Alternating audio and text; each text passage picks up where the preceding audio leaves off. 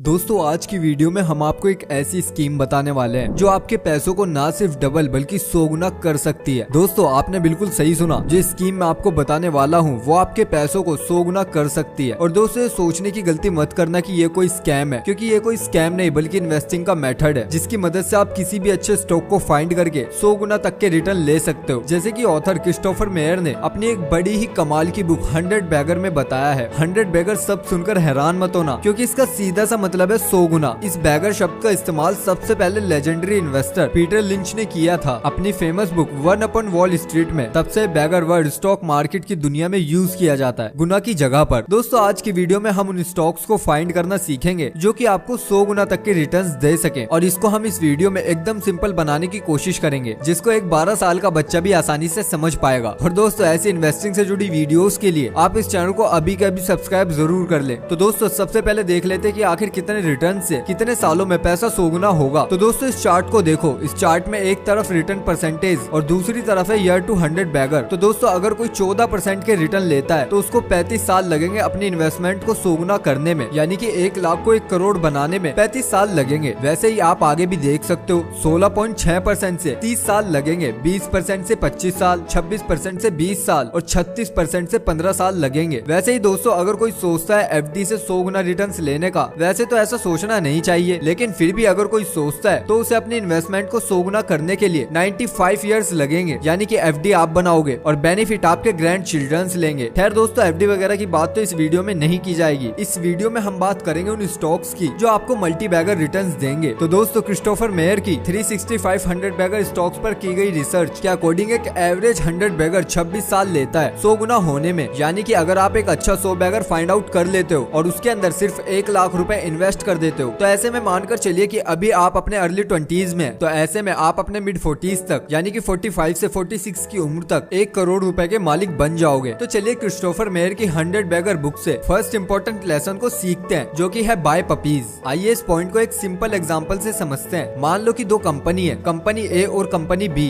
Company ए एक automobile company है और कोई छोटी मोटी कंपनी नहीं बल्कि एक बहुत बड़ी कंपनी है जिसके व्हीकल दुनिया के कोने कोने में यूज होते हैं और कंपनी का मार्केट शेयर 70% का है। वहीं दूसरी कंपनी यानी कि कंपनी बी बिलोंग करती है एफएमसीजी सेक्टर से। कंपनी के फंडामेंटल्स अच्छे हैं, कंपनी ग्रो भी कर रही है, लेकिन ये कंपनी अभी एक छोटी कंपनी है जिसके पास बस 15% का मार्केट शेयर है। तो अब आप मुझे ये बताओ कि इन दोनों कंपनी में से कौन सी कंपनी हम लोगों को 100 बैगर रिटर्न्स दे सकती है, कंपनी ए या फिर कंपनी बी? अगर आपका जवाब है कंपनी बी तो आप बिल्कुल सही हो, क्योंकि कंपनी बी के पास ज्यादा स्पेस है ग्रो करने के लिए कंपेयर टू कंपनी ए। इसीलिए कंपनी बी एक पोटेंशियल 100 बैगर हो सकती है, यानी कि एक स्मॉल कंपनी। और इन्हीं स्मॉल कंपनीज को ऑथर पपीज कहते हैं। इंडियन स्टॉक मार्केट में आपको हजारों स्मॉल कंपनीज मिल जाएंगी जिनकी मार्केट कैप कम होती है, यानी कि स्मॉल कैप कंपनीज। लेकिन दोस्तों आप सिर्फ मार्केट कैप को देखकर ही कंपनीज नहीं खरीद सकते, आपको और भी बहुत सारे पैरामीटर्स हैं जो देखने पड़ेंगे, जो कि हम नेक्स्ट पॉइंट में जानेंगे। और अगला पॉइंट है हमारा द ट्विन इंजन्स। दोस्तों एक कंपनी के 2 इंजन होते हैं अकॉर्डिंग टू क्रिस्टोफर मेयर, जो कि उसे आगे बढ़ने में मदद करते हैं। पहला इंजन है ग्रोथ इन ईपीएस, यानी कि एक शेयर पर कंपनी जो अर्न कर रही है वो अर्निंग क्वार्टरली और ईयरली ग्रो हो रही होनी चाहिए लगातार, क्योंकि सिंपल सी बात है कि किसी भी कंपनी का शेयर प्राइस तभी ग्रो होगा जब उसकी अर्निंग्स ग्रो होंगी। दूसरा इंजन है इंक्रीज इन पीई मल्टीपल, यानी कि प्राइस टू अर्निंग्स भी बढ़ना चाहिए। जिसको भी पीई यानी कि प्राइस टू अर्निंग के बारे में जानकारी नहीं है तो उनको मैं बता दूं कि पीई का सिंपल मतलब ये होता है कि हम 1 रुपए की अर्निंग के बदले में कंपनी को कितना प्राइस पे कर रहे हैं। तो दोस्तों ये दोनों इंजन जिस भी कंपनी के फेवर में काम करते हैं वो आगे चलकर पोटेंशियल 100 बैगर बन सकती है। इस पॉइंट को और सिंपल बनाने के लिए आइए इसको 3 कंपनी के एग्जांपल से समझते हैं। पहली एक ऐसी कंपनी है जिसका ईपीएस ग्रो कर रहा है लेकिन पीई ग्रो नहीं कर रहा। दूसरी कंपनी का ईपीएस भी ग्रो कर रहा है और पीई भी ग्रो कर रहा है। तीसरी कंपनी है जिसका पीई तो ग्रो कर रहा है लेकिन जितना पीई उसका हाई है उसी हिसाब से उसका ईपीएस यानी कि अर्निंग्स ग्रो नहीं कर रही। दोस्तों इन तीनों कंपनीज में से सेकंड कंपनी के दोनों इंजन अच्छे से ग्रो कर रहे हैं, इसलिए पोटेंशियल 100 बैगर हो सकती है। और ऐसी ही कंपनी को हमें प्रेफरेंस देनी है, और ऐसा इसलिए कि जिस कंपनी की अर्निंग्स के साथ साथ पीई की भी ग्रोथ हो रही है तो उस कंपनी का फ्यूचर में अच्छा करने का अंदेशा होता है। बिकॉज इन्वेस्टर्स अगर महंगे पीई पर भी खरीद रहे हैं तो उन्हें यकीन है कि फ्यूचर में उसकी अर्निंग्स भी ग्रो होंगी, जिसका सीधा मतलब ये हुआ कि वो एक अच्छी कंपनी है। और ये अर्निंग्स प्लस पीई ग्रोथ सभी 100 बैगर बन चुकी कंपनीज में होती है, इसलिए हमेशा इन दोनों पैरामीटर्स को जरूर चेक कर ले। दोस्तों अब बढ़ते हैं थर्ड पॉइंट की तरफ, जो कि है ओनर ऑपरेटर्स। आइए फिर से एक और एग्जांपल लेते हैं इस चीज को अच्छे से समझने के लिए। मान लो कि आपके 2 दोस्त अपनी 2 कंपनियां शुरू करते हैं और वो दोनों दोस्त आपके पास आते हैं अपनी कंपनीज में आपसे इन्वेस्ट करवाने के लिए। पहले दोस्त की अपनी कंपनी में ओनरशिप 1% की होती है और दूसरे की अपनी कंपनी में ओनरशिप 50% की होती है। अब आप हमें ये बताइए कि आप किस कंपनी में इन्वेस्ट करना पसंद करोगे। जाहिर सी बात है कि आप सेकंड दोस्त की कंपनी में इन्वेस्ट करना चाहोगे, क्योंकि आप जानते हो कि आपके दूसरे दोस्त की ओनरशिप कंपनी में इतनी ज्यादा है कि वो कोई भी ऐसा डिसीजन नहीं लेगा जिससे कंपनी को कोई नुकसान पहुंचे। वो हमेशा कंपनी की लॉन्ग टर्म ग्रोथ पर फोकस रहेगा, बिकॉज अगर कंपनी को कुछ भी होगा तो सबसे ज्यादा नुकसान उसका ही होगा। जबकि पहले दोस्त के लिए ऐसा नहीं कहा जा सकता, क्योंकि कंपनी की ग्रोथ में कंपनी के मैनेजमेंट का सबसे बड़ा हाथ होता है। इसलिए अगर कोई कंपनी ओनर ऑपरेटर है तो उस कंपनी के मल्टी बैगर रिटर्न्स देने के चांसेस बढ़ जाते हैं। इसलिए आप ऐसे स्टॉक्स को फाइंड करो जिनमें ओनर की वेटेज अच्छी खासी हो। Lesson number 4, the coffee can portfolio. Old west America में लोग क्या करते थे कि अपनी महंगी चीजों को जैसे कि गोल्ड कॉइन्स या फिर अपनी महंगी ज्वेलरी को एक कॉफी कैन में छुपा देते थे और फिर अपनी मैट्रेसेस के नीचे रख देते थे और वो उनको दशकों तक यूं ही रखे रहते थे और उनको छेड़ते नहीं थे। इस मेथड को ऑथर इन्वेस्टिंग में यूज करने के लिए कहते हैं। अच्छे स्टॉक्स को खरीदो और फिर उन्हें कॉफी कैन में डाल दो और फिर दशकों तक उन्हें छोड़ो मत, यानी कि बाय राइट इट टाइट। अगर दोस्तों आपने कोई ऐसा स्टॉक ढूंढ भी लिया है जो पिछले तीनों पैरामीटर्स को पास करता है, लेकिन आपके अंदर उसे लॉन्ग टर्म में होल्ड करने का पेशेंस नहीं है, तो आप उससे मल्टी बैगर रिटर्न्स कभी नहीं ले पाओगे। यही पॉइंट हमें खुद के बिहेवियर को कंट्रोल करना सिखाता है। अगर हम खुद को ही कंट्रोल नहीं कर पाएंगे तो फिर चाहे हम कुछ भी कर ले, अच्छे से अच्छा स्टॉक्स भी ढूंढ ले, तब भी हम उससे बेनिफिट नहीं ले पाएंगे। जैसा कि मैंने बताया था कि एक एवरेज 100 बैगर 26 साल लेता है 100 गुना रिटर्न्स देने के लिए। अब आप ये खुद से पूछे कि क्या मुझ में 26 सालों तक वेट करने का पेशेंस है? अगर जवाब हाँ है तो फिर आप आगे बढ़ना, वरना आप अभी के अभी इस वीडियो को यहीं पर छोड़ सकते हो। दोस्तों, पांचवा और आखिरी लेसन है इग्नोर द मैक्रो एनालिसिस। जब आप किसी पोटेंशियल 100 बैगर में इन्वेस्ट कर लोगे तो उसके बाद आपको ये सब भूलना होगा कि आरबीआई में क्या चल रहा है, कौन सी पार्टी सरकार बना रही है, दुनिया भर में क्या हो रहा है। इन सभी डिस्ट्रैक्शन से ध्यान हटाकर फोकस करो 100 बैगर कंपनीज पर और उनको एनालाइज करने में, क्योंकि चाहे रिसेशन आए या फिर और कोई प्रॉब्लम, अच्छे स्टॉक्स हमेशा अपनी जर्नी को कंटिन्यू रखते हैं। इस कंपनी की मैनेजमेंट को इन चीजों से कोई फर्क नहीं पड़ता, इंटरेस्ट रेट कम हुआ या फिर बढ़ा या फिर पार्लियामेंट में किस नेता ने क्या स्टेटमेंट दी। इनको सिर्फ अपने प्रोडक्ट और सर्विस से मतलब होता है और आपको भी इन्हीं से मतलब होना चाहिए। जो कंपनीज पूरी तरह से बिजनेस में फोकस्ड होती है और प्रोडक्ट्स की डिमांड बढ़ाने में कामयाब हो जाती है, वो कंपनीज मार्केट में बहुत अच्छे से रिवॉर्ड करती है। इनफैक्ट ऐसी ही अच्छी कंपनी सस्ते दामों में मिल जाती है, जो कि एक बहुत ही अच्छी अपॉर्चुनिटी होती है। रिसेशंस टेम्परेरी होते हैं, लेकिन उन रिसेशंस के दौरान लिए गए हमारे डिसीजंस परमानेंट मार्क छोड़ जाते हैं। अगर इन रिसेशंस के दौरान हम गलत डिसीजंस लेते हैं, जैसे कि अपनी होल्डिंग्स को सेल कर देते हैं फेयर और पैनिक के कारण, तो हम एक बहुत बड़ी बेवकूफी करेंगे। इनफैक्ट ये एक राइट टाइम होता है अपनी पोजीशंस को इंक्रीज करने का। तो दोस्तों, आखिरी में सिर्फ इतना ही कहूंगा कि हम आगे क्या बनेंगे ये हमारी आज की सोच ही डिसाइड करती है। तो दोस्तों, ये थी हमारी आज की वीडियो। आई होप आपको इन्फॉर्मेशन पसंद आई होगी, और अगर आपको वीडियो अच्छी लगे तो प्लीज इस चैनल को सब्सक्राइब कर दो, वीडियो को लाइक कर दो। मिलते हैं बहुत जल्द आपसे अगली वीडियो में, तब तक के लिए बाय बाय, अपना ख्याल रखेगा।